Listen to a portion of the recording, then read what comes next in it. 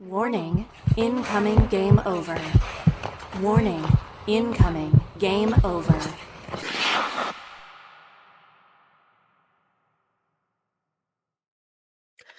Hello, folks. It is Habs win time, and it's been a long time since I've been able to say that, so I would like to thank Zach's Toronto Maple Leafs for that. Thank you so much. Habs win 5-2 over the Toronto Maple Leafs. And the entire time, Zach and I were just talking back and forth about how our teams were going to lose, which is not how the last stream went, I'll tell you that. How are you feeling, Zach? Life is a pit. There's no hope in this world, only misery, and everything Yeah, sucks. fair enough, fair enough. That's Actually, you kind know of what? how I've This been is. feeling. I can shout out to Matthew in the Leafs chat. This is a perfect summary. Leafs suck. Good Mhm. night. Listen, I think actually the Leafs made it a little bit more interesting than I was hoping, frankly, for my own sake. But the Habs, as I said on my socials, can never make it easy on themselves or me, more importantly. So really quickly, I want to shout out our friend Ian Bover from Locked On Canadiens, who watched his first game at the Bell Center. Truly a magical place to see a game, and I'm glad he got a win. Because we were all nervously talking about how maybe it wasn't the right choice. So yeah. Um, yeah, we have lots of our regulars in the chat. Thank you so much, everybody, for stopping by. Um, lots of fun comments. Joseph Bell looked like Prime Hassett. I'm not gonna. My mouth just refused to say that word for some reason. Prime Hashik. Uh, There you go. Prime Prime Hashik. Yep, there we go. Jesus. We got there in the end.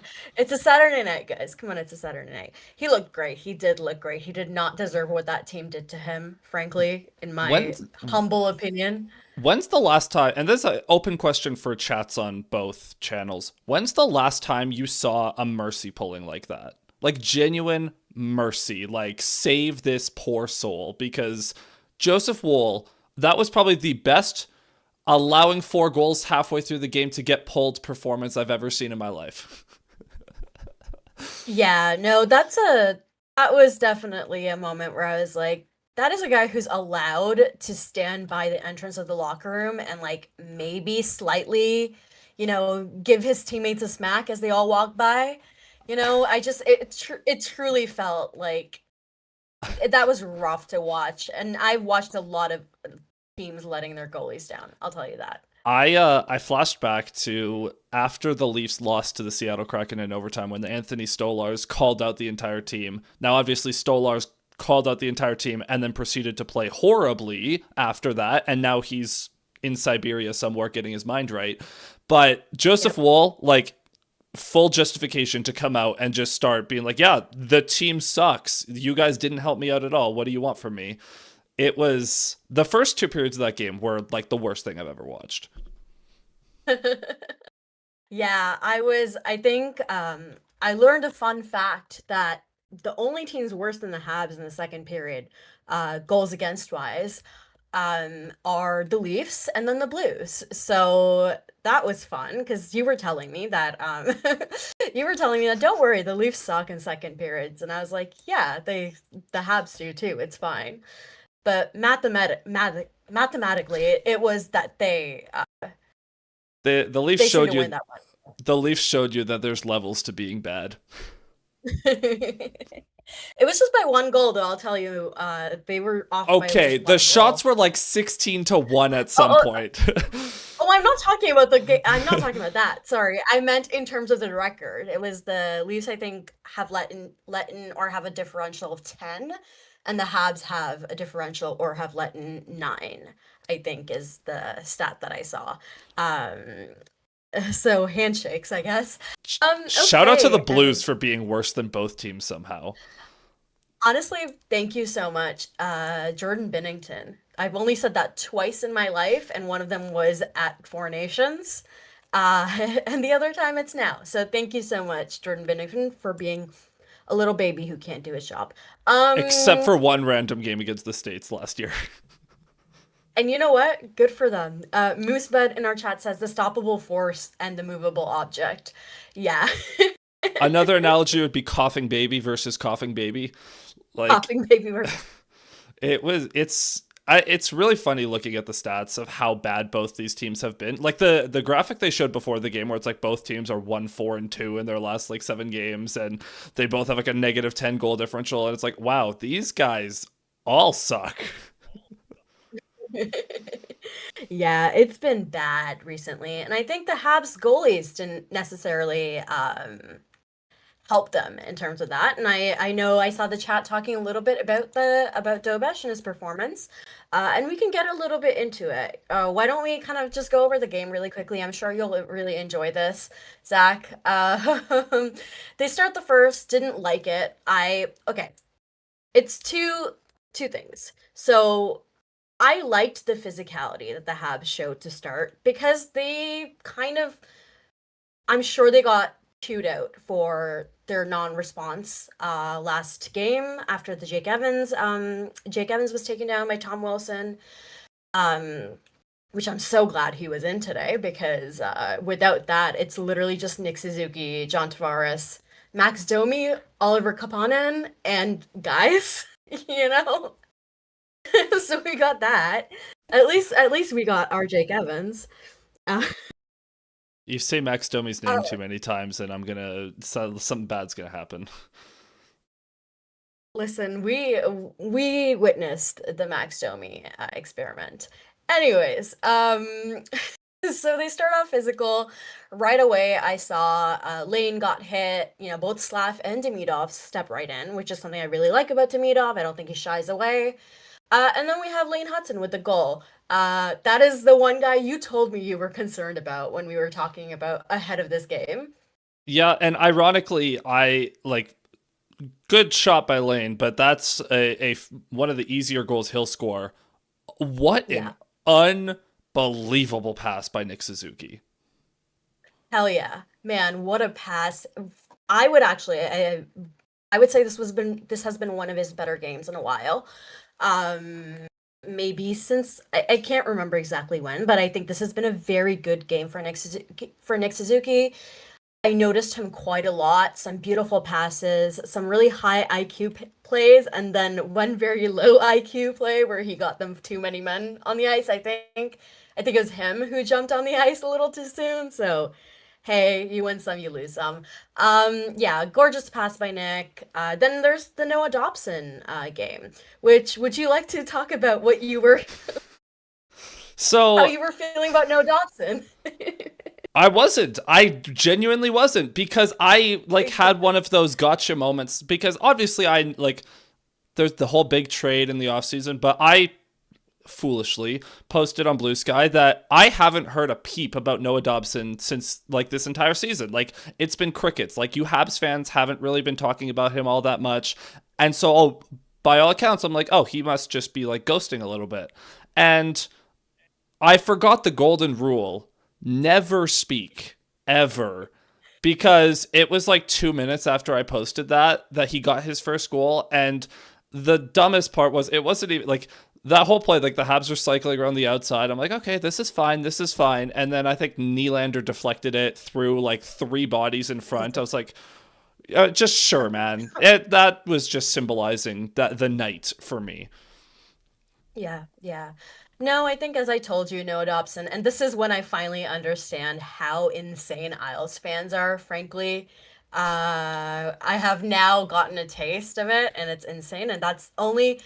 Yeah, he's been great. But did you forget about the Dear John things after Tavares left the island? Listen, in that context, I thought it was very funny. In that moment, I thought it was funny, and now I don't find them very funny at all. You know? But hey. Excuse me. So yeah, we have Dobson and something I noticed this game a lot was I saw a lot more Habs players doing this wonderful thing where they stand in front of the goalie and, dare I say, screen the goalie a little bit. Shocker, that works, right? The power play, we're still missing that, but hey, at least there was some shots this Oh time. my god, the puck movement was so impressive though. I was so jealous watching the Habs just zip it around. Like the Leafs aren't a bad penalty kill. They have a perfectly fine penalty kill. But holy, I was just like it was helpless against the Habs movement out there. That's the thing, is there's a lot of movement, and that's why I'm frustrated when they aren't scoring, because I feel like a lot of it is lack of shooting. But this game we saw some more shooting. I think I did not personally like that Slav is no longer on that power play, because I think you should not take off your power play goal leader off your power play. Probably, I don't think that's a great idea. But hey, it worked. It seemed to work because in the second power play unit, he took a lot of shots. I noticed him really buzzing out there. He seemed very confident this game. Um, so yeah, and the power play ended up being a pretty passing play. But a good period. I liked it. I think at the end they seemed to be, I don't know what the stats look like, but to me it looked like they were definitely getting getting the better of the Leafs a little. Not too, like, not in a very dominant way, but I would say that they looked a lot better.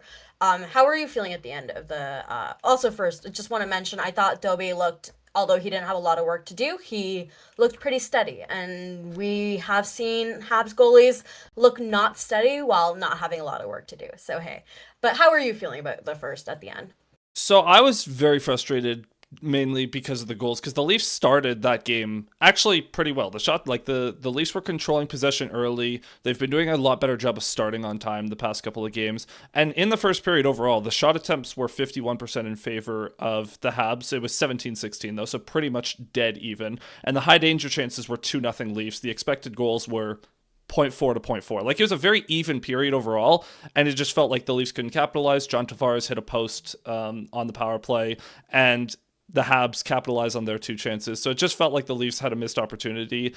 And so coming into the second, I was like, well, I was feeling pretty bad. I was like, this is probably going to go from bad to worse. I was about to be like, yeah, I was hoping they could bounce back. No, I didn't. I didn't. You could go look at my Bluesky post. I was just like, oh boy. And now we have the second period. So I was just bracing for impact at that first intermission, and I didn't brace hard enough. Yeah, I was also bracing for impact, I'll be honest. I was expecting the Habs to do this classic thing they do where they forget that there is another team on the ice that actually does play hockey.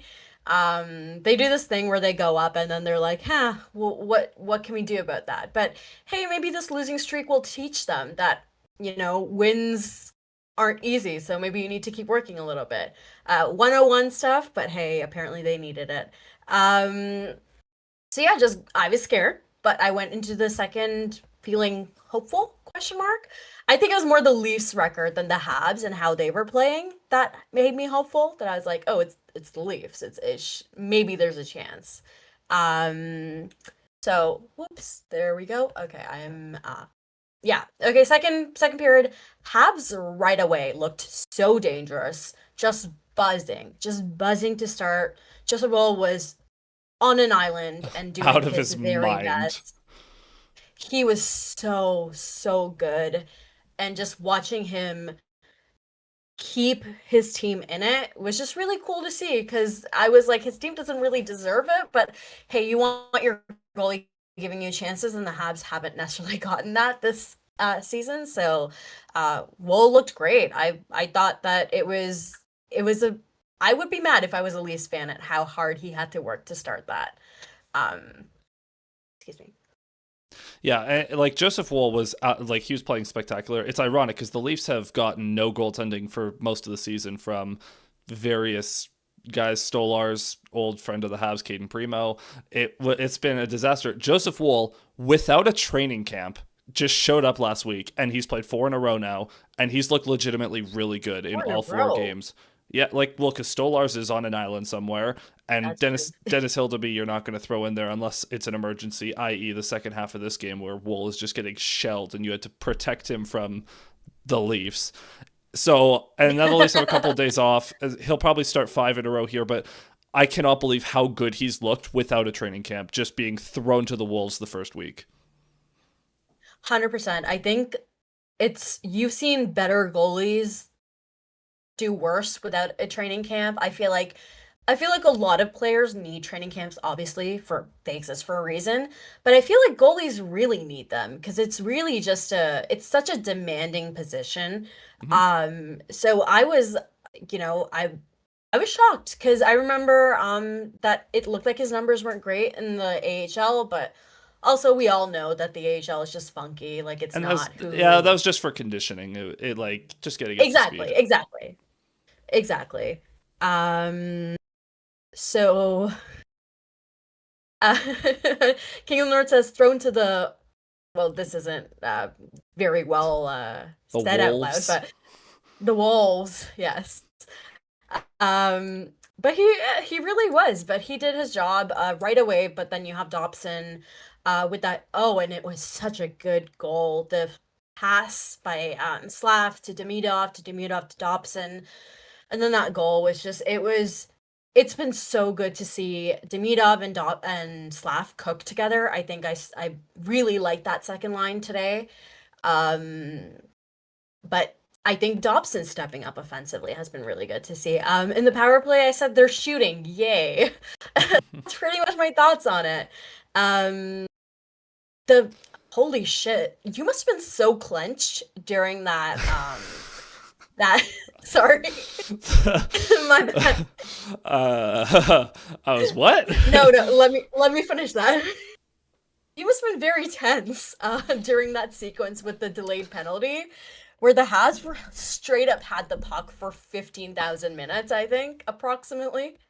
So it's weird because I was seeing your post throughout the game being like, oh, like I'm so stressed right now. Oh, this is so intense. And I'm sitting there like when I see the Leafs getting like Washington Generals against the Globetrotters just doing nothing. Everyone's gassed. No one's moving their feet. Easton Cowan, hobbled on one leg after blocking a shot, is trying harder than everyone else in a Leaf uniform. And I'm just sitting there like, it's more like, it's not even like tense. I'm just sitting there like, oh my lord, these guys suck, man. They're so bad. Like I'm literally counting down the days. It's like, will Berube make it out of Montreal? I don't know. Like it was just more. It was more disbelief than anything. Like how can you be so bad? And the thing that stops the delayed penalty wasn't even the Leafs touching the puck. It was Wool's mask getting shot off. Yeah, How bad do you have yeah. to be Well, to get just clowned for 2 minutes and then your goalie's mask is the only thing that saves you?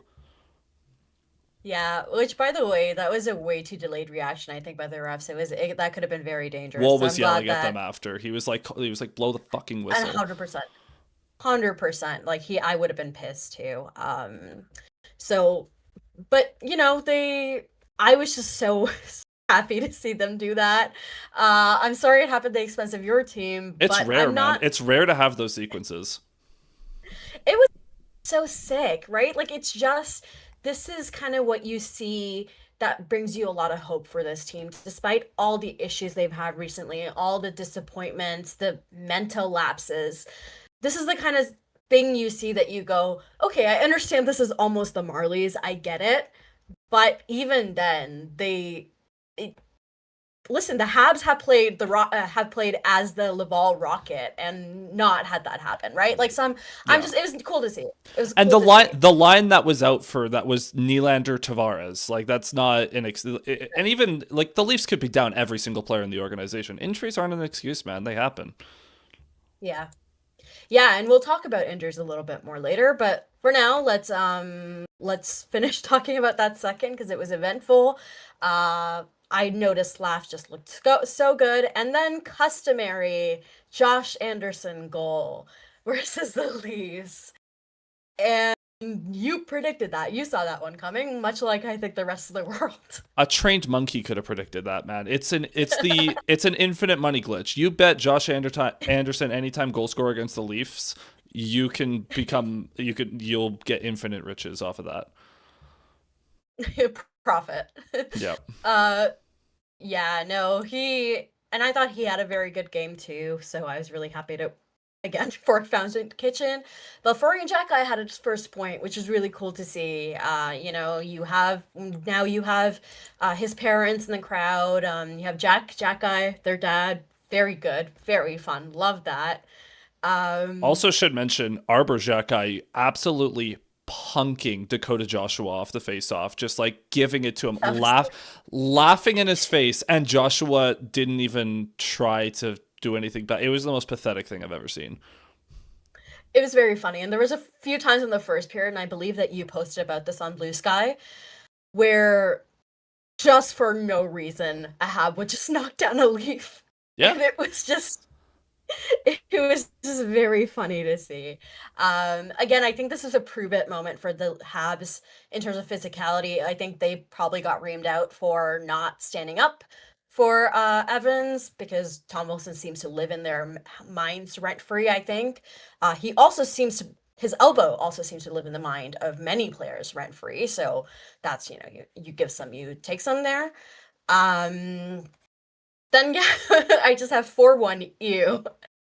It was OEL and Cowan. What did you see on that? Easton Cowan's I cannot believe a 20-year-old is the Leafs' best player right now.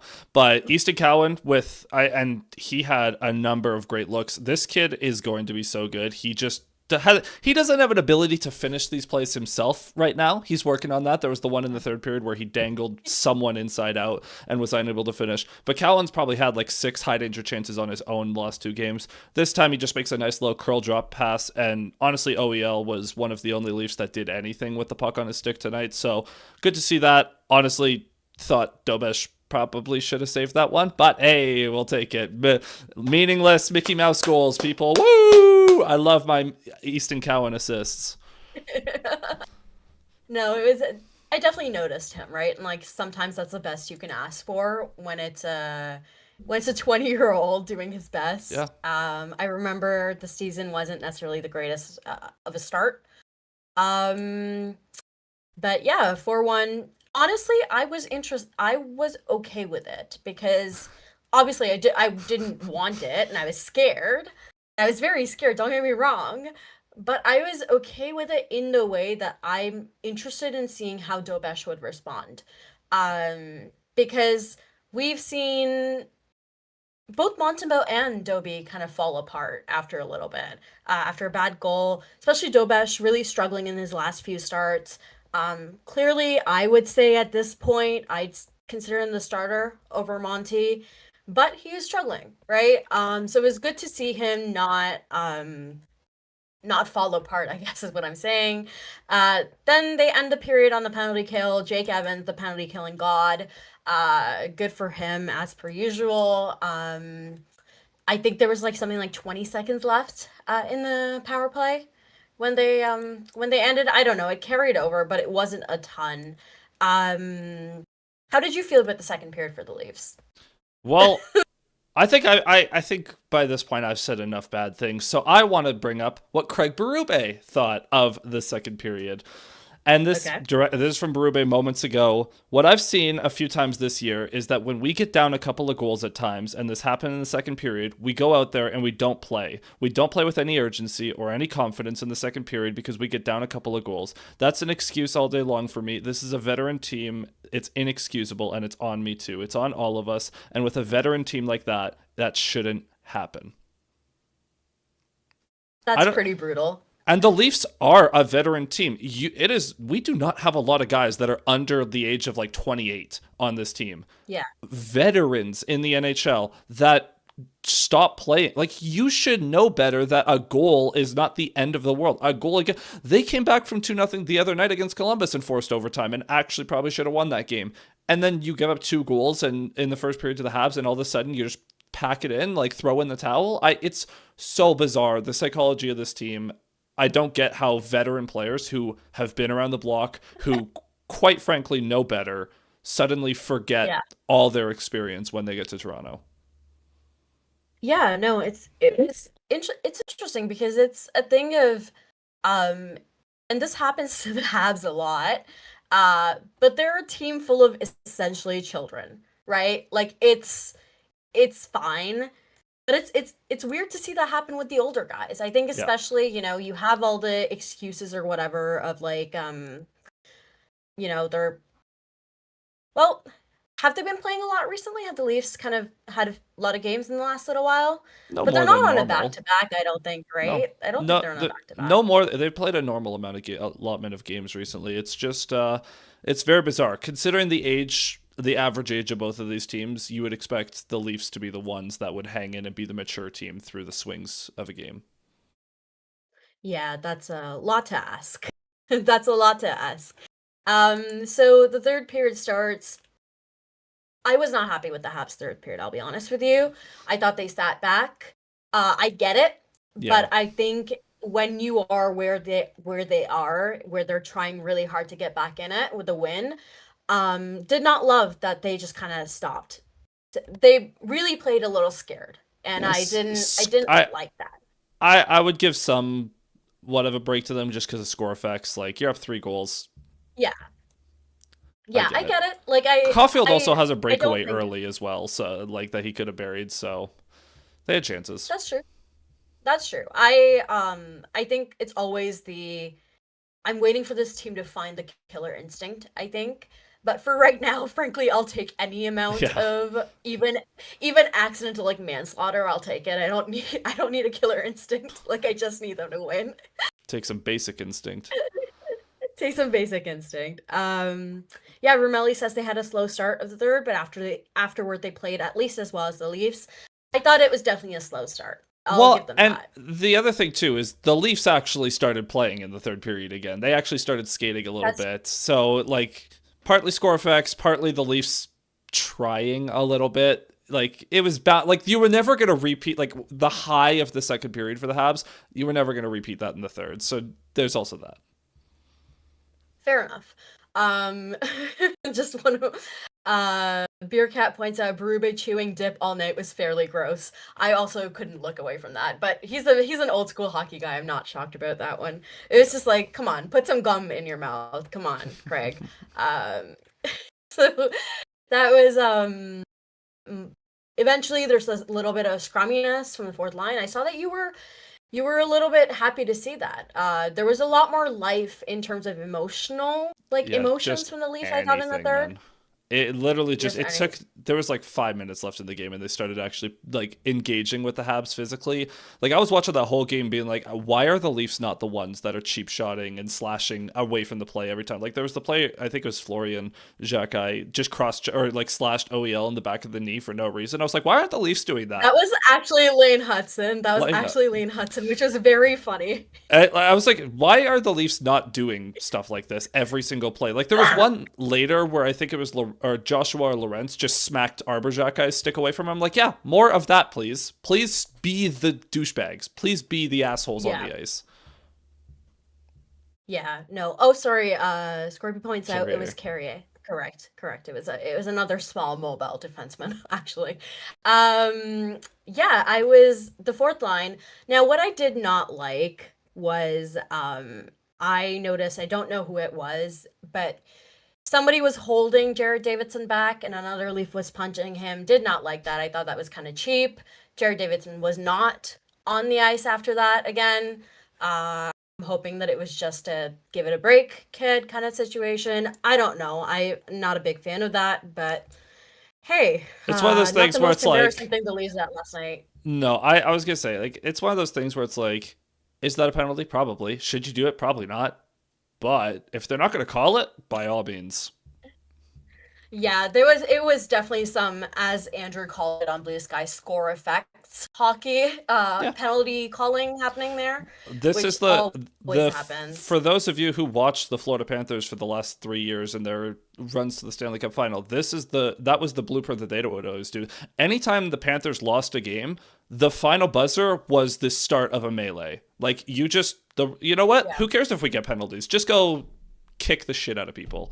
So like whenever the Leafs lose, I want to see more of that, honestly. Like I know that's kind of a weird thing to say, like openly just like, yeah, be somewhat dirty, but dude, if you're going to lose anyways, you might as well get your pound of flesh. I also will figure out eventually who that Leaf was, and then I will put a curse upon his entire bloodline. Oh, I don't think the maple leaf on the crest is enough of a curse. Fair enough. Also, I I believe it must be Andrew in the chat who's reminding us. So, nice reminder. If you haven't liked the stream yet, please be sure to do that. If you're on the Game Over Montreal channel, but you're a Leafs fan, the Game Over Toronto channel is also hosting this, and I know that their chat has some Leafs fans in it. So if you want to go there and maybe talk some shit, you can do that. Because we'll see how many Leafs fans are going to make it through this stream, but I promise I'll try my best. But yeah, so 4-4. Don't understand how that happened either. Again, it's a 4-1 game. That's how that happened. To be fair, I think the refs would also game manage like that normally too, where it's like, everyone's punching each other. Let's just take 2 of them and call it a day. Yeah. I don't think that one was as egregious of a 4-on-4 as the one that was called later, or like not the 4-on-4, sorry, the mutual penalties, as the one that was called later when Florian Xhekaj was for no reason. I have no idea how to explain that power play. I was like, okay, cool, at least on power play, I guess, sure. Honestly, yeah, and Nylander gets to pad his stats a little bit there, so good job. Ironically enough, the two, I had Josh Anderson anytime goal scorer and William Nylander anytime goal scorer, so let's go! Money in the bank for Zach.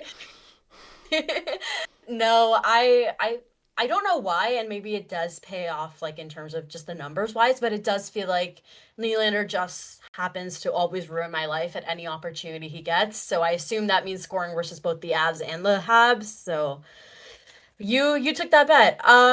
So at that point, there's that slash that you were talking about. I think it was Joshua or someone did something to Arbor Xhekaj, and it was another non-call. That was, at that point I was like, whatever, right? Like, who cares? And then it's Josh Anderson again with the empty net goal, 5-2.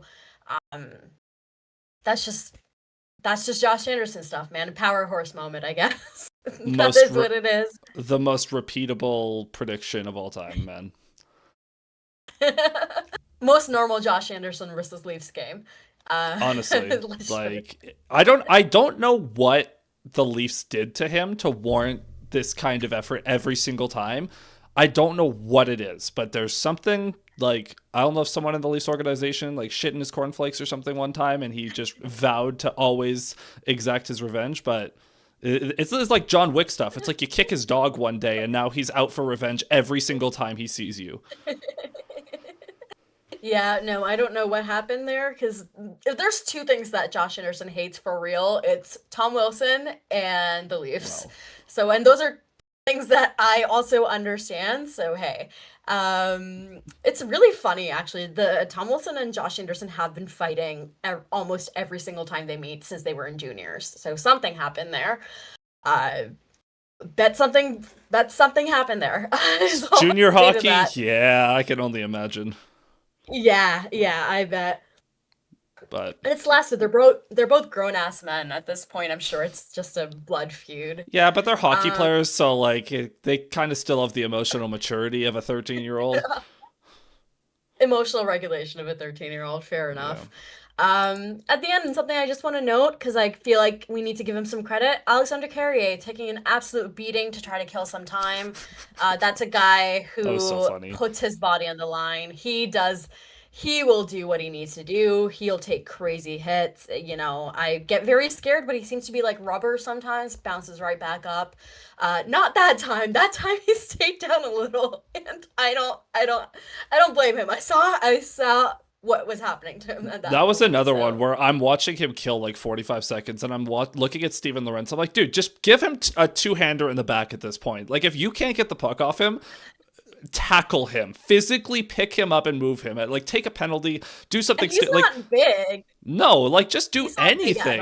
Yeah. I think Lorentz tried to at the end. He like tried to step in and like hip toss him or something. Like, he tried to get one of his legs inside, and it finally got the puck loose. But I was watching that. I was like, dude, like, are you kidding? Just do anything. Try. Literally try something. Yeah. Carrie looked great, as Beercat points out.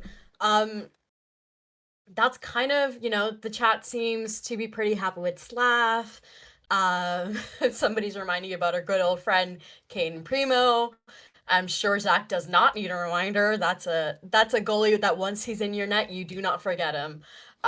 He managed to get through 2 games with being passable, and then there was one game against Columbus where I'm pretty sure the Blue Jackets had like 4 high danger chances the entire game, and they scored 6 goals.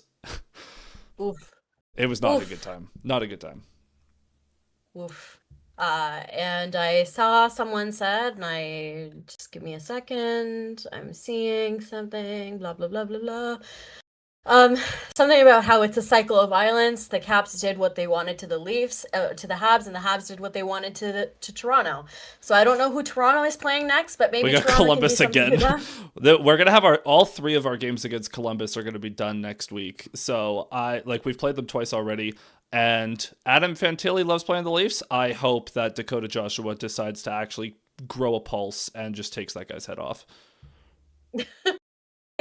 Also, speaking of Joshua, at the very end, man, brother, if you're gonna go after Arbor Jack, at least do it when there's time. When there's time for you look stupid. Now you look stupid. Yeah, sorry. I don't care if you do it with no time on the clock. I care that you at least do it right and not look like. Okay, so Dakota Joshua is, where is he on this list? He is 6'3", 220 pounds. No, he does not look like that. I was gonna say today. No, he's not. Dakota Joshua has been so bad for the Leafs this season. He has 5 points in 21 games now. Pierre Engvall, if Pierre Engvall was slow, the most big for nothing player I've ever seen in my life. Man, those guys are the most frustrating. Like the big for nothing guys are so frustrating to watch. Sometimes it's like, just do something, man. But I watched him in Vancouver. He did do stuff. Where did it go? It's unbelievable how this happens to every tough guy. This happened to even Ryan Reeves turned into a pacifist in Toronto. How does this keep happening? Like this dude, I don't understand. I do not understand. Listen, I don't understand either. And we can talk a little bit more about what's happening with the Leafs. Even if you don't want to, I fear you are held hostage at this point. You simply have to. But anything in your chat that you wanted to call out? Anybody? Yeah, we can catch up here. The guys have been just talking about how bad this team is. OKO Digital a while ago said need more players who seem to want to play. Tavares can't carry this team on his own. David's been very vocal just about how so many Leaf forwards need to be waived at this point, and this has been a trend. But David, I'm not fighting you on that tonight. Josh ACM saying the lack of determination / hunger / urgency is really alarming for the Maple Leafs. They need to clean up this game-by-game inconsistency or playoffs are a massive question mark. No, they're not. They're not going to make it. The game was there for the taking, and it's like they had no interest. And David was saying something earlier talking about the hockey guy, shout out, has his panic index. And David was postulating that the Leafs are going to go up on the panic index. No, they're not. They're already at the top. There's no reason.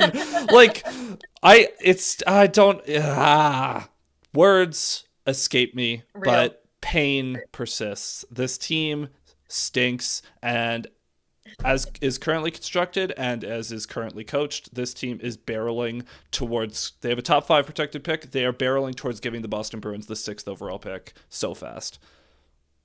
That would suck so bad. That'd be so Leafs.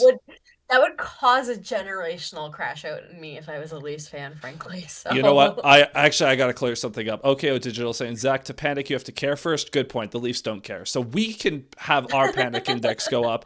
The Leafs are just going to be like, it's fine. We just got to work harder. We just got to off the glass and out uncontested every single time. But if we skate harder, it'll be fine. We don't have to care about the puck. It'll be fine. God, I hate this team. It'll be fine. The Toronto Maple Leafs story. It'll be fine. Upside down smiley emoji. I think is their phrase. I think. I posted this earlier on Bluesky, but the Leafs, to summarize the Maple Leafs in a nutshell, it's like a choose your own adventure book, but no matter what you choose, you die. Fair enough. That was That is a very good tweet, and I will be referring back to it many, many times. And not just for the Leafs, for myself also, by the way. Okay, we're going to move on to our second period. But before we do, I am going to I'm going to let Andrew introduce our lovely sponsors, Inchubichu, and we will be right back. And in the meantime, for the Game Over Toronto audience, I will just remind you guys during this ad break to click the like button, subscribe, and make sure to follow the Game Over Network on social media as well. So, yeah, man, brutal game. But it's okay because we're here together talking about it. We're coping together. We're not coping. We're just suffering together. But suffering together is better than suffering alone, isn't it? Misery loves company. And that's what this show is here to do. Oh, I've got nothing, man. I've got nothing. So yeah, just bear with us as we have our, because Game Over Montreal pushing for 1,000 subscribers. Make sure you go subscribe to Game Over Montreal, especially as they have their little ad breaks. But yeah. We are so back. Well, it seems like the Habs might be so back. I don't know. It's never been more over. It's never been more over. The Leafs, man, it's been interesting watching them from the outside. Hey, how's it been like watching them from the inside? You want a vibe check right now? This from Austin in the Toronto chat saying, "Screw it, dress Michael Pezzetta at this point." That guy, Michael Pezzetta level panic index. Not even panicking. That guy, he's not good, but he'll do two things. He will skate and he will hit. And at this point, that might be all the Leafs need. They just need some energy in the lineup. It has been brutal. Obviously, injuries have ravaged this team. No Austin Matthews, no Matt Nyes, no Chris Tanev, and a number of other guys have been, or no Brandon Carlo as well. And it's been brutal. Before Scott Laughton came back the other night, the Leafs had like $36 million on injured reserve. It's not a good time. That being said, it's not, weirdly enough, ever since everyone got hurt, William Nylander has just decided to pack it in. He's been invisible. Maybe it's because it's easier to key in on him when there's not as much star talent out there, but he's been coasting the last couple of games. John Tavares is trying his best, but he's 34 years old, 35 years old. Like, he's only so effective. He's been fantastic this season, but it's been him and Easton Cowan and their band of merry men out there. The vibes are bad, and everyone in Leafland is in one of two camps. One is blow it up. The other is fire Berube. Then there's those who are in both. I mean, I don't know what else there is to say, man. This team is just it doesn't have an identity. They want to be a big physical team that imposes their will and acts like the Florida Panthers. Unfortunately, they forgot that what makes the Florida Panthers so good is not being big, because they're honestly not even that big. It's it's just having skilled players that play with a chip on their shoulder. It's horrible to watch, man. The system sucks. The players are just lost out there, and the effort is dwindling by the day. The entire organization just is not in a good place right now. Yeah, it's I think seeing this team lose, and you saw, I've been kind of talking about it to you vaguely by basically just essentially every once in a while sending you a meme where I just update you on how mad I am at the Habs. And it's just been injuries. I think for a lot of teams across the league, it's been injury issues, but the Leafs are getting hit pretty hard. Matthews is obviously the biggest one, I would say. Yeah, and it's, the Leafs are in this weird spot where the Leafs, and this has been a talking point the last couple of weeks, but the Leafs medical staff and their conditioning program, their sports science department, they are very cautious with injuries. The Leafs are routinely among the league leaders in man games lost due to injury, because they'll pull a guy for 2 or 3 games just for bumps and bruises, just for maintenance. It's almost like load management in the NBA, except there's no benefit at the end of the tunnel. The other thing, though, is it's hard to gauge these injuries too much because the Leafs don't tell us anything. When the Habs have had their injuries to like New Hook or whomever, like you get a post, this player had this procedure, they'll be out for this amount of time. Last year, Austin Matthews was day-to-day for all of November, and then he flew to Germany. The Leafs don't tell us. Crazy. They don't tell us anything. And because the Leafs are petrified of the media for no reason, by the way, because the media, like the Brad Tree Living talked the other day, he had his quarter season availability. Not one person asked him if he thought the style of play was a problem or any hard questions, honestly. Like, yes, the Leafs have more reporters, but the Leafs as an organization are just so paranoid of saying something that's going to stir up the market, and it paralyzes them with everything that they do. So the injury reporting has been non-existent, which means that we're stuck in a position to be in the dark. And so now Austin Matthews, he's been skating, no idea how long he's going to be out. Matt Nyes, no idea how long he's going to be out. Jake McCabe got injured tonight. I'm sure Craig Berube is going to come out and say, yeah, we'll see. And then we'll not hear from him for 3 weeks. It's a very bizarre psychology. Like as the Montreal chat, it's so funny because you're not going to be able to relate to this at all because your organization tells you things.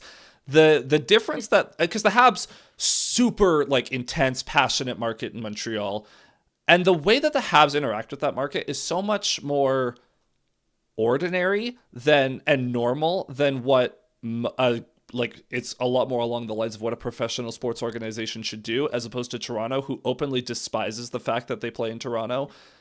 I don't get it, man. That is kind of crazy. It drives me insane from the outside even.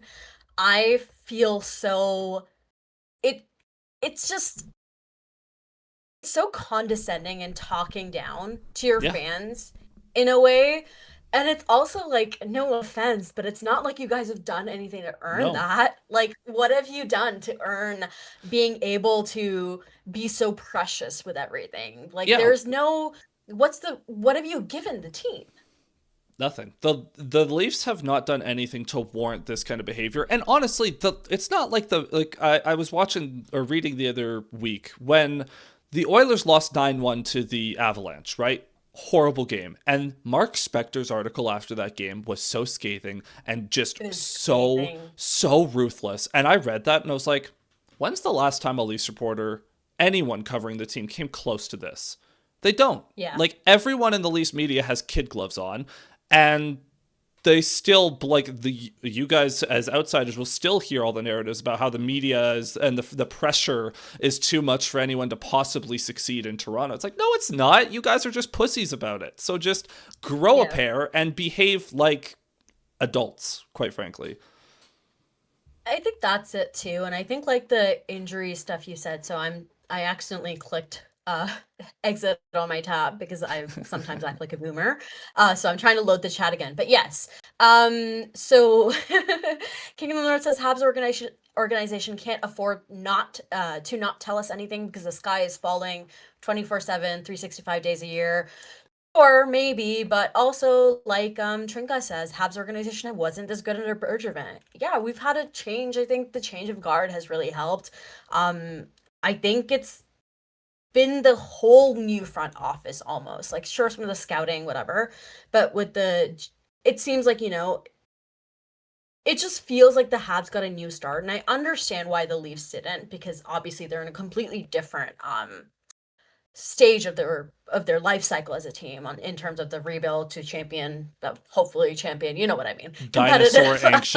Dinosaurs anxiously waiting the meteor to come kill them. Exactly.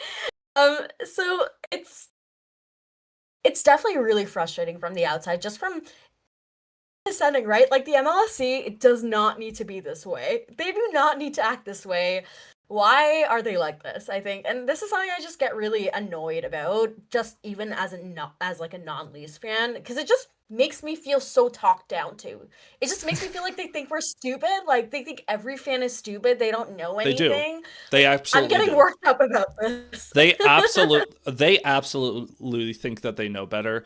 And Austin in the chat saying, according to Ryan O'Reilly, the media is bad in Toronto. I think it's not even the media. I think Ryan O'Reilly just wanted to be able to walk to a bar and not get recognized. Like, I think that's it for him. But with the Leafs organization, they truly do believe that everyone outside the building is a net negative to them, and that they need to ignore all the noise, regardless of if it's positive or negative. You could have 1,000 people saying Easton Cowan's the best, he should be on the first line, and the Leafs would look at that and be like, don't tell us what to do. Like, they just vehemently despise. Did you just talk to me? Yeah, they vehemently despise. Yeah. It's so obnoxious. And it's been like a running joke that the Leafs just need to have people on Twitter like run the team for them, and they'll run it better. But like, honestly, at this point, get a panel of 100 fans and they'll probably run the team better than what the Leafs have done and MLSE has done. It's been so anti-logic. Yeah, as Ramelli says, the organization understood that they have to be more open if they wanted the fans to accept a rebuild, and they did great communications job since then. I completely agree. I think with the, the entire, this market won't accept a rebuild, whatever Craig Conroy says all the time about his stupid, like, the Flames, which I feel terrible for their fans, because he wants nothing to do with anything, including winning or losing, apparently. Yeah, he just wants to hold on to that job for dear life. Honestly, it's a pretty cushy job. I get it. If I could get paid to do nothing, perhaps I would also do that. So yeah, and that's the thing almost, with the communication aspect, the Leafs are such a, for lack of a better word, in terms of the overall trajectory, what they could have achieved versus what they have, have been a disappointment, right? Like, I think that's a fair assessment. Disappointment. Probably underselling it. Let's say disappointment, right? Sure. It just feels like maybe if they were a little bit more open about some of these things, people would be, and fans have already been like pretty patient. Maybe they'd be a little bit more patient about things if they were just given a little bit more clarity. But like you said, for whatever reason, they just don't think their fans are capable of any rational emotions. Which is hilarious, because the organization doesn't have any rationality to them either. And I will say, King of the North saying, for every 1,000 people saying good things, there's one person leaking Mitch Marner's home address. For the starters, like that, obviously there's going to be bad apples in every fan base, and the Leafs, being the biggest fan base, are naturally going to have more bad apples than anyone else, just on sheer math. And you see that with the Habs fan base a lot too. That stuff is not reflective of normal people. Like, that is psycho behavior. It just happens to, like, yes, the Leafs have more psychos in their fan base. Again, if it's 1% of the time or 0.1% of the people, it's just naturally going to be a higher volume. But the Leafs organization despises the 1,000. They don't despise the one. They despise the 1,000 good, and they still treat them like an enemy. Yeah, I think every sports organization has every organization that's cared about on any sort of meaningful way. And this sucks. It shouldn't be like that. But right, like it's just, you need to be able to whatever. I'm mad on your behalf now.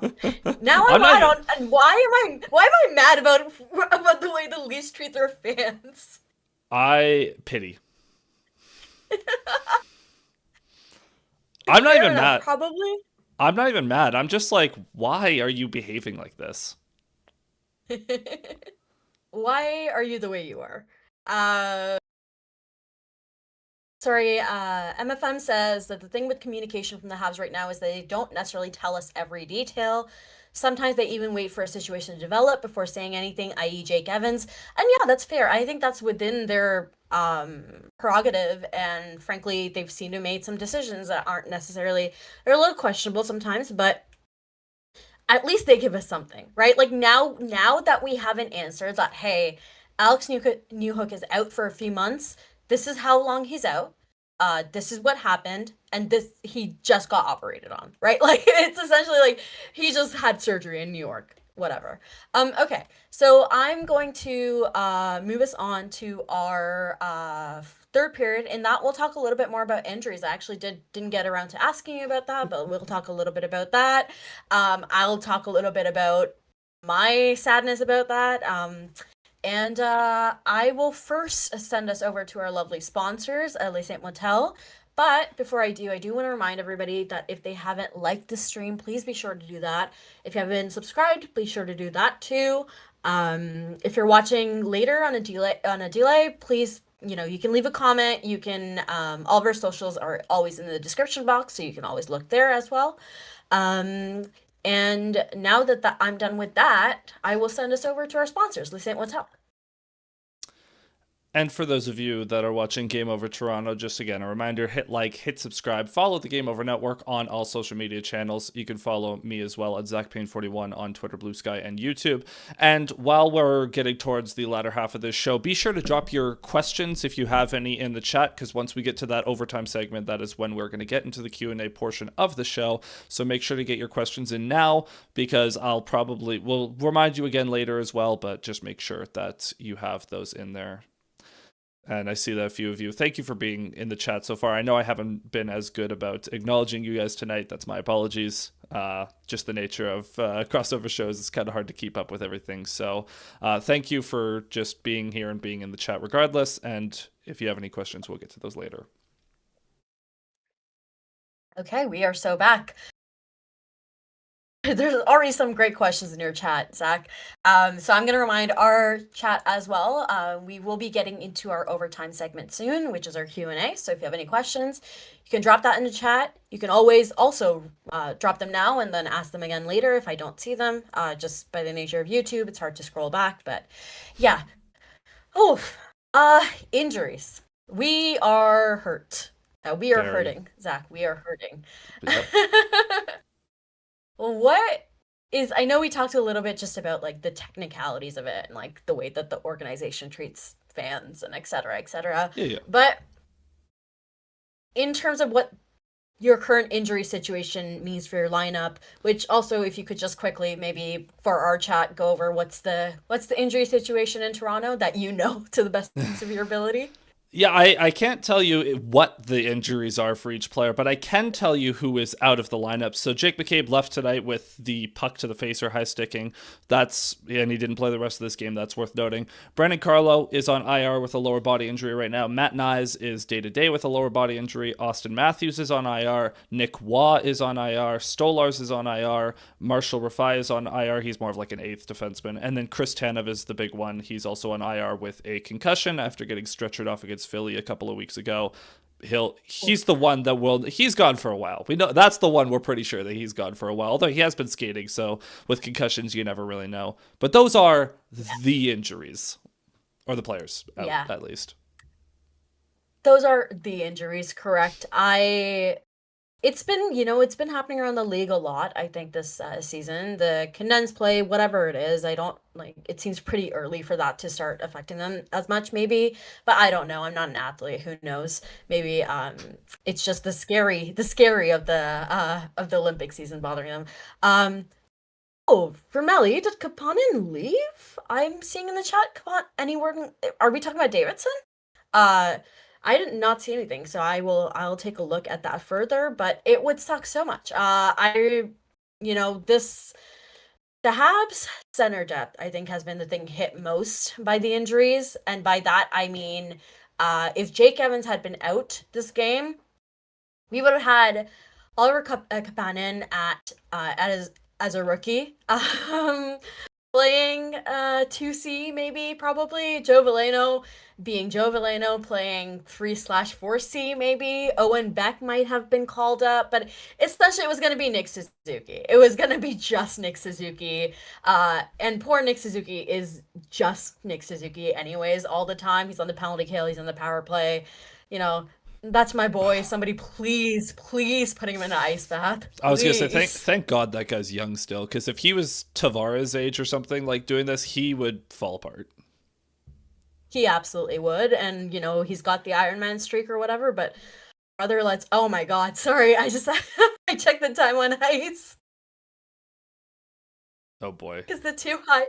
No, it's not even that bad in terms of distribution, but it's the two highest. Nick Suzuki and Jake Evans. Jake Evans, need I remind you, our third line center. He's played the second most minutes. He'd probably play like 23 minutes. Like, 18 actually, 18 and a half. Nick Suzuki with 20 and a half, which wow, the fact that that is, wow, that's the fact that that's high for you guys is crazy. Usually, like, I bet you Tavares probably play like 24. Like, the Leafs ice time gets insane with some of their first line players. Yeah, no, Nick has had to go up further, but it's just very funny to me that the two highest players, it's not even like Cole Caulfield or like one of Nick's line mates. It's literally Nick Suzuki, Jake Evans, and then Caulfield. So it's very funny. Probably It's the something to do PK, with man. the PK. Yeah, I was Yeah, gonna it's say the it's that PK, man. And good for him because frankly, Jake Evans PK god, as I always say. Excuse me. Ramelli says that Tavares played 22 minutes 40 seconds today. So Yep, led the Leafs. that's old ass man. Come on. Don't make grandpa work that hard. Come on. I also watch a lot of the Habs or the Avs, and Nathan McKinnon plays like 30 minutes a night. So my time on ice expectations aren't very normal. Yeah, fair. Yeah, okay. So I completely forgot how I framed this. Now I remember how I framed this. I remember you gave me a better way to frame it.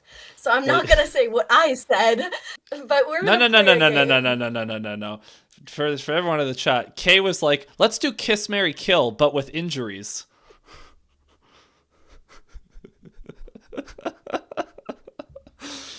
This was when I was so sure we were gonna lose. I was just trying to go with the silliest shit that I could do instead. But would you? What was it that you broke that down, Zach? I don't Guy know. you want back. Guy I'd you have to want pull back. up our DMs here. Okay, yeah. So we have. Wait, hold on. Guy that you want back, guy that you need back, and then guy that you're fine keeping away. Yeah. Okay. Let's play. Let's play that. Let's play Zach, injury, any, Kiss, Marry, Kill. I would bet that Austin Matthews is on your need back list. You know what? As long as the Leafs suck, stay away. I want Matthews is never going to be healthy again in his life. I'm convinced of that. I'm convinced that there's some sort of chronic injury going on as well, and his wrists are just broken. And he's never like the 69 goal season. He's never scoring 60 goals again, especially as long as Berube is his coach. I'm so serious when I say this. As long as Craig Berube is the Leafs coach, I don't want to see Austin Matthews play another game because keep him healthy. Really? And then so he can go to the Olympics if he wants, but just keep him out because Berube is ruining this guy. He's deploying him like he's Ryan O'Reilly, which he's not. His time on ice, his percentage of time played against elite competition is like at 50%. For reference, Barkov is down at like 37%. McDavid, McKinnon, they're around like 29-30% against elite competition. Matthews is close to 50 under Berube. It's absolutely criminal what this guy's doing. And if Matthews is barely healthy anyways, go get surgery, go get whatever procedure you need done so that whenever you come back, you are actually genuinely 100% healthy and I never have to hear about your wrists again. Is it his wrists? Wasn't it a lower body that they he's said? Always they're saying groin. Well, they didn't say anything. We think it's a groin right now, but he didn't look healthy before that anyways. So that's why I'm like, you know what? Just take your time, pal. Take your time. Yeah. So is that you actually want him to stay away, guys? That is stay away until he's legitimately 100%. Like I know it's kind of a cop out, but there are other guys like Matthew Nyes. If Matthew Nyes has a couple bumps and bruises, play through them. I don't care. But it looks like I just went dark on your feed. You did. I'm trying to get you back. So Matthew Nyes, like if he's a little bumps and bruises, he can play. But a guy like Austin Matthews, he's too important to have him playing hurt and playing hobbled.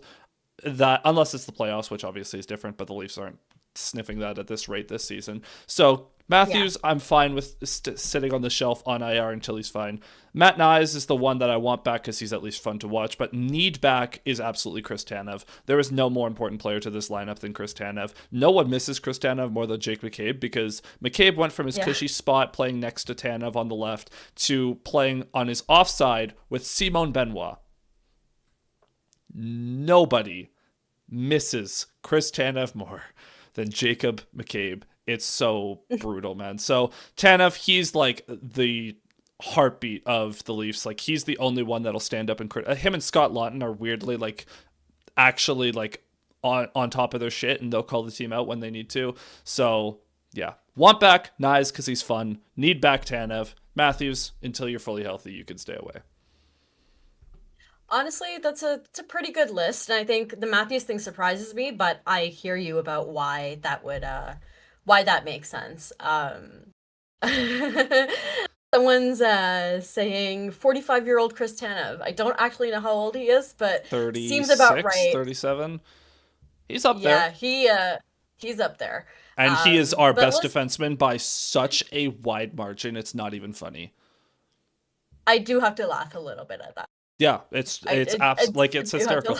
And like, granted, Chris Tanev is still a wicked defenseman. Like, that's not to degrade anything of Chris Tanev. Like, he's awesome. No, of course. It just is to say that the drop off from Chris Tanev to as being like, he's probably like the equivalent of like a 2-3 defenseman, right? Not a true number one, but he's a very good number 2, number 3. The next best is like a 5. So it's a very bleak situation. Yeah, it's Morgan Riley traded soon, please. Oof. Hey, I saw Riley on Chris Johnston's trade board, and I got so excited. You think that's actually a real possibility? I don't know how God, many I guys hope they can... so. Trade everything not nailed down. I hate Brad Treliving's obsession with handing out term for no reason. Like, we just had the whole David Kampf thing where David Kampf, in the last year of a 4-year deal, paying him 2.4 per year, and the Leafs had to terminate it and put him on waivers. Too much term being handed out, man.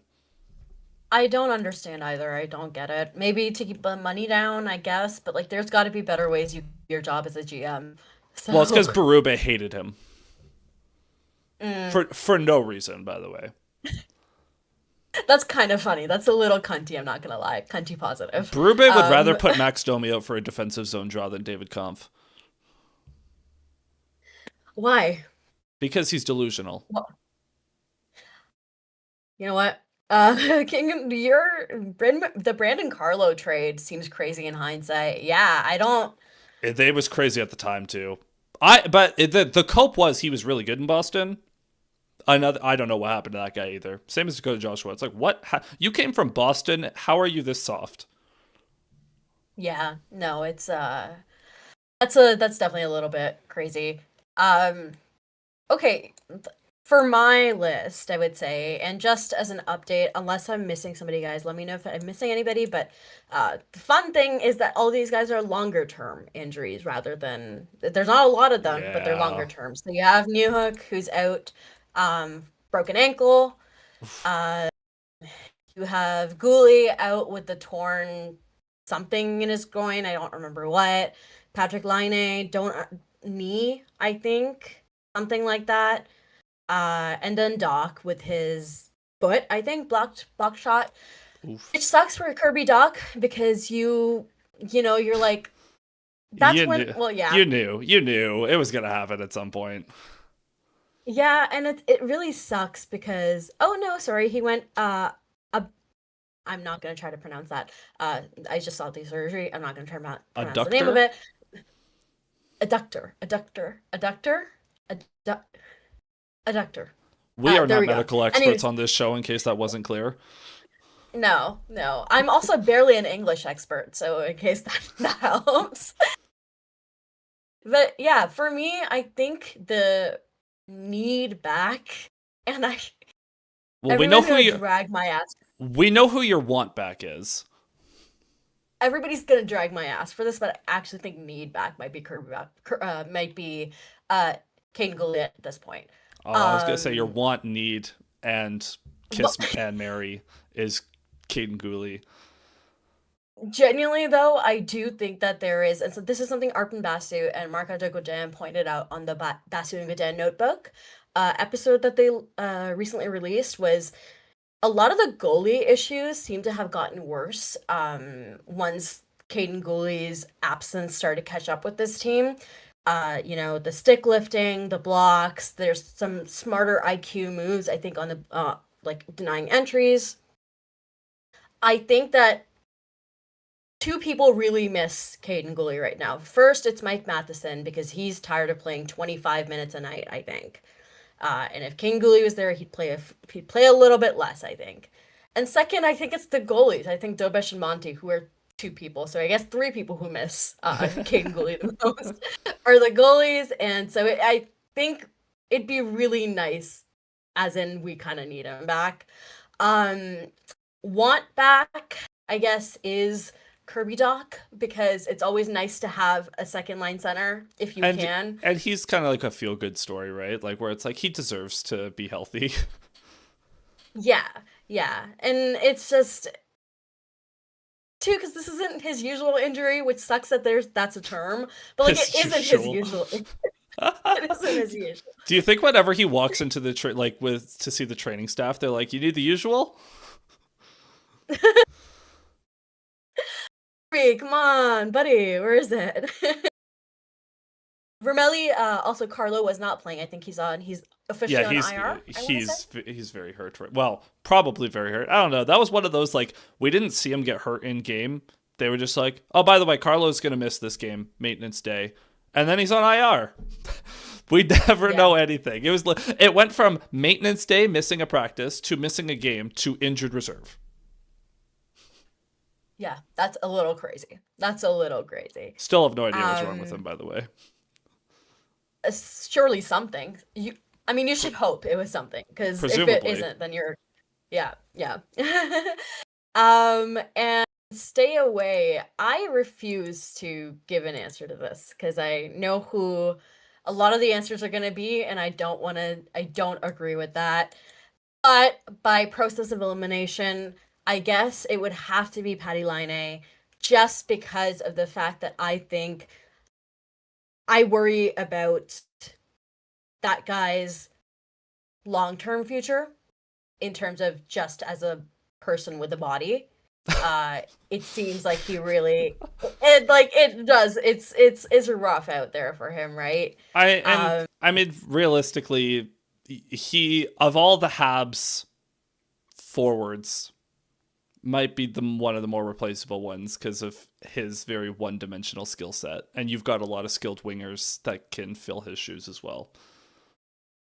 Yeah, I think that although we would love him back on the power play, Patty, please just shoot the puck. Somebody needs to shoot the puck. Somebody needs to shoot the puck. And it's not going to be anybody else, apparently, except for yours. I'm shocked that a power play with Cole Caulfield has this problem. Genuinely insane, right? Like first of all, you have Marty having him stand in front of the net, like screening the goalie, question mark. Yeah, that's how you deploy a 5'7". What's he screening the bottom half of the ice for? Like, what are we doing here? Like, it's not even. You employ Slavkovsky for what? Like. He is big. I understand that they're trying Bolduc there now, but... In the bumper, Bolduc is fine, but... Yeah. But, like, net front, somebody should... Whatever. We digress. Romelli points it out. He's behind the exactly. goal line. Hey, never stopped him before. Truly, he's managed to do it before.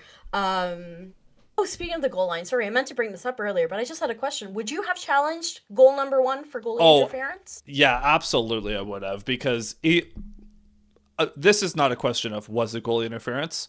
It was Gallagher driving the net. He is in the crease. He makes contact with Joseph Woll. as the puck goes in. Did he stop Joseph Wolf from making the save? Probably not. Does anyone know what the rule actually is? Probably not. So it was worth a challenge. Worth a shot. But the Leafs video room has been like so bad this year. They don't know what to challenge. They never know when to challenge. They missed like 3 offside reviews this year. They had a goalie interference review earlier in the year where there was no one even in the crease. So I'm pretty sure the Leafs video review staff is just very skittish at this point, and they're very paranoid about the power play. Yeah, they're too scared to be wrong to even take the chance at this point. So just add it to the list of frustrations with this org. Mm-hmm. Yeah, JFed says, question was he pushed into the goalie? That's the rub. Who knows what it is at this point? Guys are pushed into the goalie, and it's still interference, right? Like you said, who knows at this point? It's just worth a shot. Yeah, it is absolutely worth. Like, of all the goalie interference review, like, that is absolutely worth a shot. Yeah. And it's also like the Habs power play hasn't been that lethal recently, just numbers wise.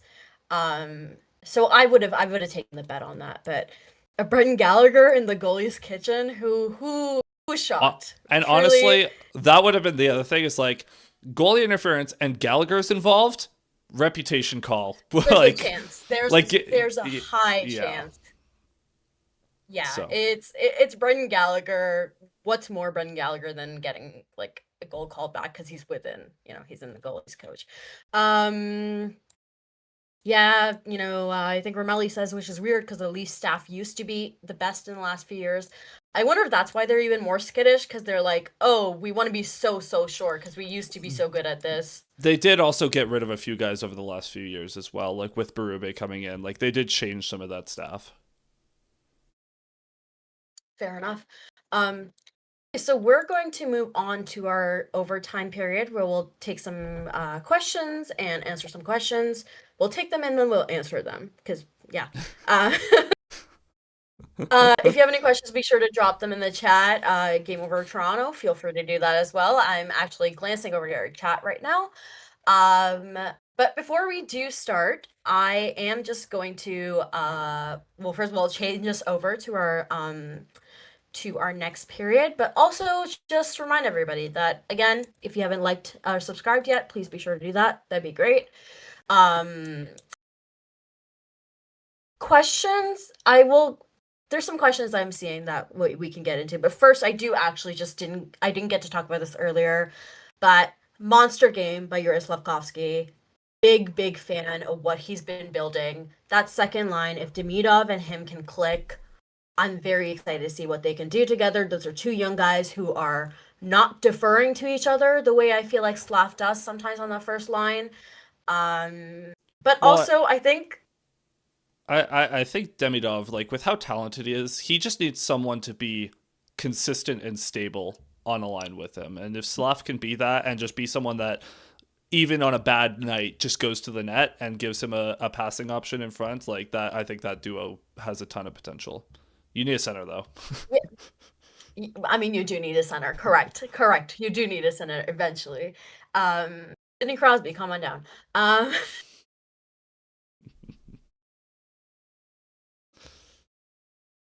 Come on down, Sidney Crosby. The Pens are way too good to start. I need them to start flopping immediately.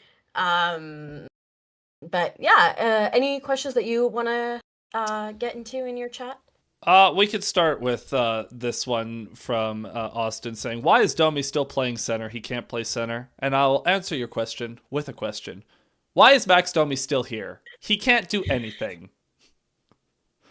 What is the point of the... Now, the only saving grace I'll give Domi is he does play his best in the playoffs. He has a little bit of a gamer quality to him.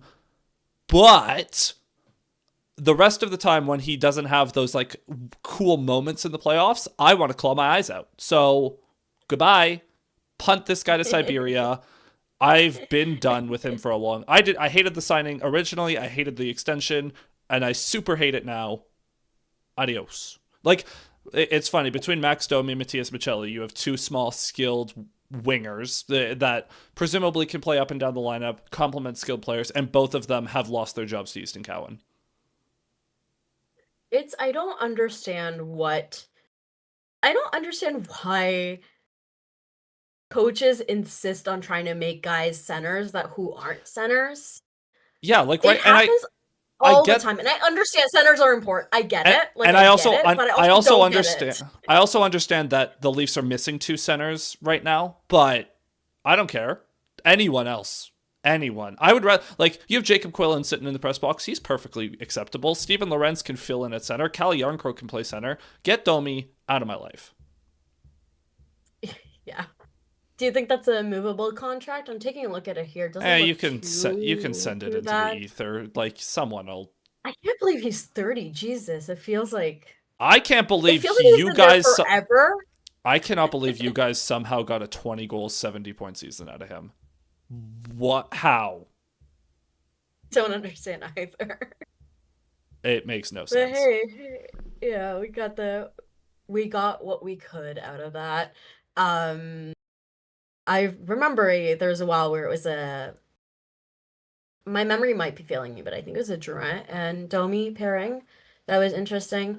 Anyways, Shout out the Max Domi as a Habs. The way to go, Kapanen, you fucking idiot game. that's Toronto. very funny. Oh, it's very funny. That is one of my favorites. Time. Yeah, good times. And by good times, I mean I hated it. Sorry, folks. I hear my mic is acting up. Apologies. I'll stop moving as much, I think, is the issue that happens sometimes. Here we go. Okay. So, one of the things that I saw that I want to kind of just touch on really quickly was, should we have, would you like a line A for Matthews? Maybe? Could we? Perhaps? Yeah, no, I'm all right. The line A and Matthews conversation was super dumb at the draft. It was super dumb their rookie year, and it continues to get dumber. Extremely, extremely. I'm just scrolling back in the chat, looking a little bit. Trinka said, Leafs vibes are the floggings will continue until morale improves. And I really do feel like sometimes that is the Leafs just to their fans. The Leafs organization is the capital in the Hunger Games. And Leaf fans are the districts. And every year there's a game 7 where they bring all the districts in to show them this horrible product of people being executed. I'm not gonna lie. Once a year would be a mercy at this point for but you, I think. That's what it is, though. Game 7 every year. And, I'm not That's gonna fair. lie. I didn't know where I was going with that analogy when I started, but that's pretty rock fucking solid. But we ended up there. And That's it's a good end, I think. kind of a banger. That's kind of a banger. I'm seeing in your chat a question. With the prevalence of injuries, do teams need more roster spots that they can manage injuries better without having to dip into their development teams? It's by OKO Digital. It kind of brings us back to the COVID season taxi squad idea, where it's like you could just have more guys practicing. I don't think so, because I think that's the whole point of having the development teams is being able to have a Jacob Quillen, an Easton Cowan down with the Marlies playing actual games that matter, and then being able to call them up whenever you need. Like, you could argue for like 1 or 2 extra roster spots but you got the 3. Yeah, I think that's fine. Do you need much more than that? Like, obviously when injuries happen like this, you're going to have to dip into some sort of reserves anyways. Excuse me. Yeah, I think with what we've had to call up recently, it's been interesting, I think, for the Habs because, and I think this is something that both of our teams have in common, is with their minor teams being, or their AHL teams being literally almost right in the same city as them. It's an easy kind of call up, call down situation. There's some teams that I can't remember which one, but I know there's one that's like insanely far from their AHL team. So I think that's what kind of makes this a little bit easier just on our specific team levels. Well, Vancouver's used to be in Utica, didn't it? Like, that was crazy. We used to actually, I think the Hamilton Bulldogs were the Habs in the Habs organization. Don't know where I was going with that. I just want to talk about Hamilton because King of the North is in the chat saying Hamilton bad. So there you go. Hamilton good. Carey Price played here, so Hamilton good. Anything else in your chat that you wanted to get on? Not particularly. I guess the only thing I'll ask you before we wrap here is, at this point in time, we're a couple of days out from American Thanksgiving. Where does this start to the season like fall for you in terms of where your expectations were coming in?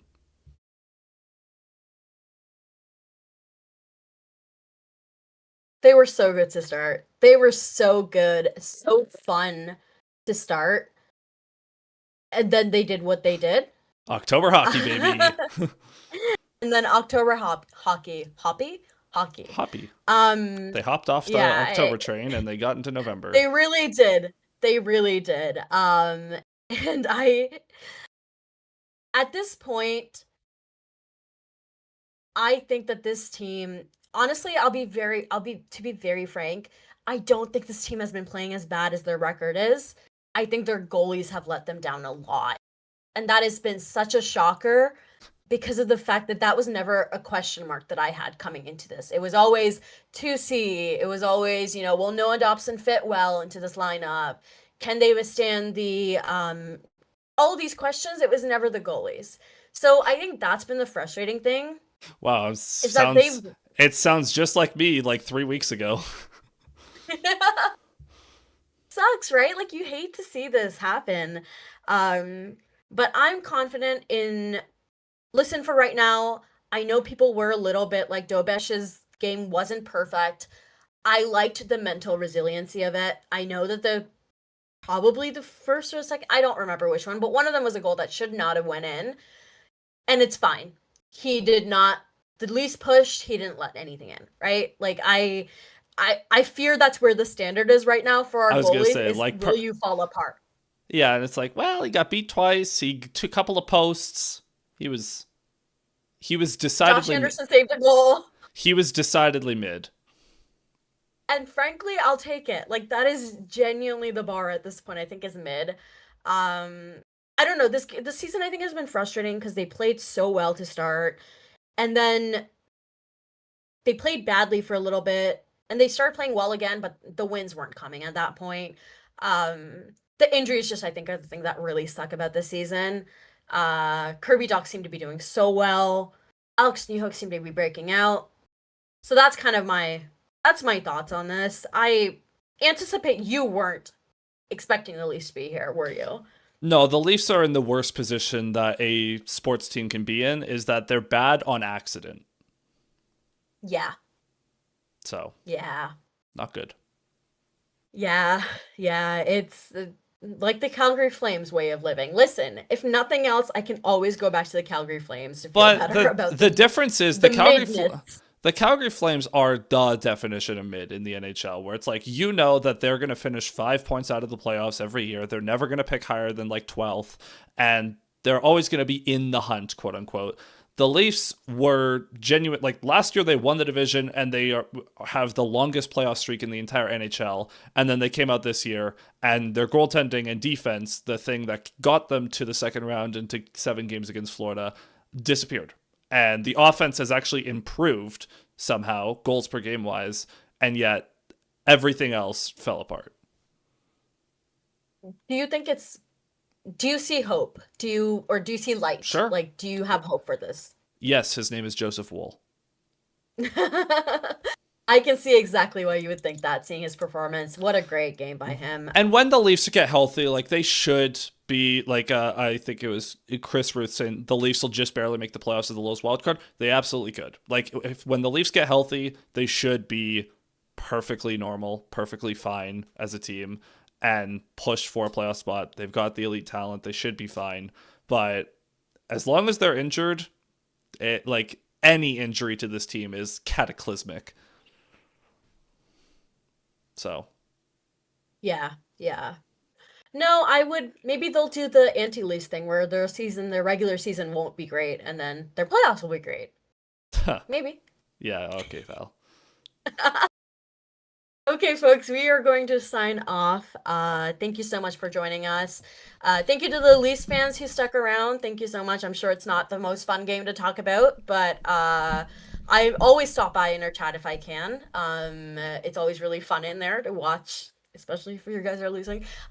No, that's not true. I never said that. I'd never do that to my friend Zach. The last thing I will say is Ramelli saying the Flames have a very real shot at McKenna this year. I would like to introduce you to the Toronto Maple Leafs. Here come the tanks. Tank commander. All right, good night, folks. Oh, sorry. Zach's socials will be in the description box, just in case you guys want to follow him. He's actually one of the only cool Leafs fans I know, including my best friend, and I'll give her the shout out, I guess. Why not? So, I love you guys. Bye.